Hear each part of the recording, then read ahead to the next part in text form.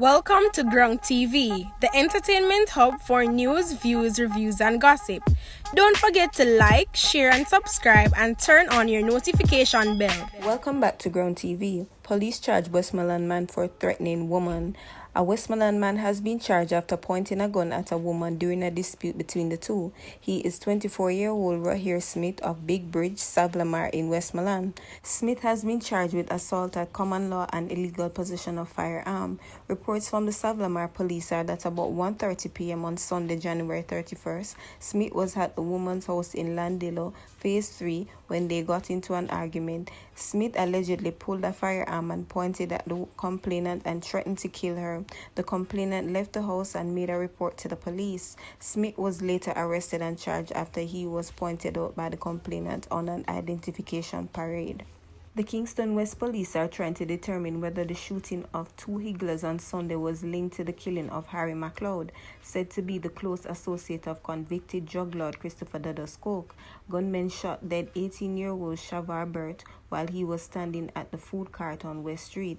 Another higgler was injured in an attack. The incident occurred shortly after Mr. McLeod was fatally shot on Darling Street. His killing has sparked fear of reprisal in sections of downtown Kingston. The security forces have increased their presence in the area. Shoppers and some other higglers have been staying away from the commercial district due to the tension. The Kingston West Police are trying to quell gang violence in the division. The cops have launched a search for the leader of the Wellis Kelly gang following the fatal shooting of a woman on the weekend. Angelina McPherson, 49-year-old, was killed while walking along Wild Street in Dunkirk. 4 other persons were shot and injured in the division in a drive-by shooting at the intersection of Wellington Street and York Street. The Crown is declaring that Portland businessman Everton Beachy Stout McDonald paid a police officer to orchestrate the killing of his first wife Marlene in 2009. In the sensational allegations read in court today, the Crown outlined how McDonald confessed to his nephew to paying the cops, a Detective Corporal Duncan, to carry out the illegal act. The court also outlined from nephew's statement to the police how before the killing, his uncle spoke about wanting to take his own life because he couldn't live with being separated from his wife. Marlene McDonald, 50, was shot in her driveway after parking her car at her Brown Brook, Port Antonio, Portland home in May 2009. The 60-something-year-old accused was charged on Monday, February 1st, with the killing, just months after he was charged with the July 2020 murder of his second wife, Tonya Hamilton McDonald.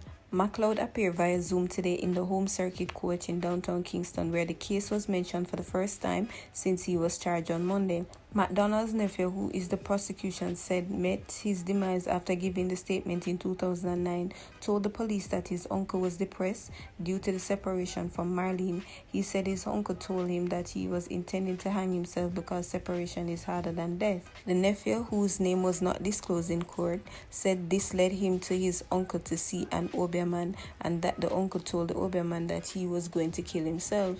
The nephew said he told McDonald that this wasn't necessary and that he should give it time. According to the nephew, McDonald told him at one point that he gave Marlene the house in the Anchovy housing scheme and that she was not satisfied and that if she were dead, the nephew said his uncle told him that all he would get in 3 years behind bars if he killed Petal. The nephew said that on the day of the killing, Mrs. McDonald gave him a bowl of soup to give to his uncle. He said that he went to his uncle's home where he saw a Detective Duncan. He said he gave his uncle the soup and that his uncle asked him where Mrs. McDonald was. The nephew said that when he was leaving the house, his uncle told him, "You never see anybody up here and me alone."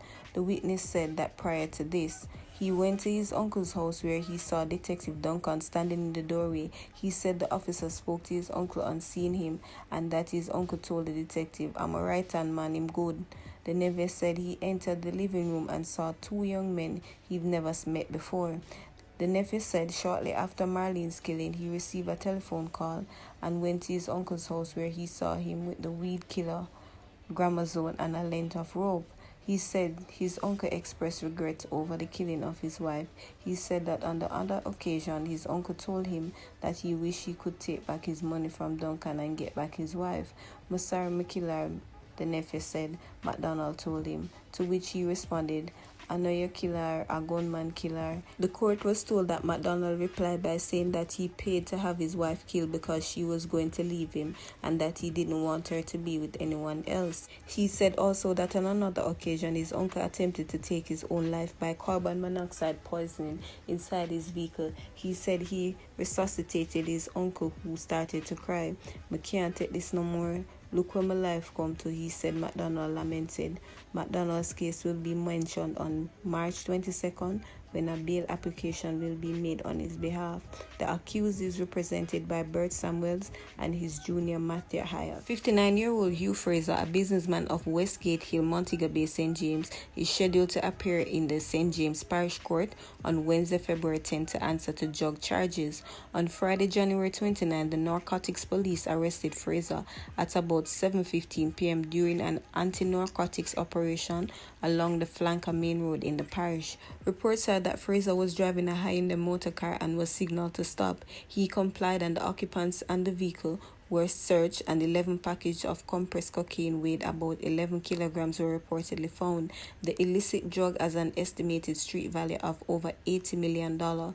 Frazer was interviewed in the presence of his attorney and subsequently charged with possession of cocaine, dealing in and trafficking cocaine. Dancehall entertainer Tommy Lee Sparta was remanded in custody when he appeared via Zoom in the High Court Division of Gun Court today. The artist, who is on gun and ammunition charges, will next appear in court on March 24th.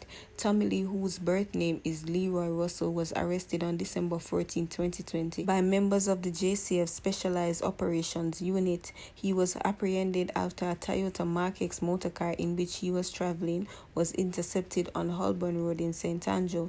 A 9mm pistol containing 18 rounds of ammunition was allegedly found in his waistband.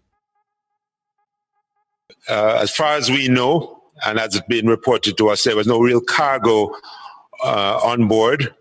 It has a profile that, is suspicious, and we are following up. We actually know who were flying it, and this is part of a transnational set of investigations that are taking place. I don't want to go into too much more detail about it, but the plane itself, it just crashed. It wasn't actually, as far as we're aware, carrying any particular goods. We've had discussions with also with our overseas partners and law enforcement that operate in the region about this plane. It wasn't destined for Jamaica. We do know that it's a Mexican registration plane.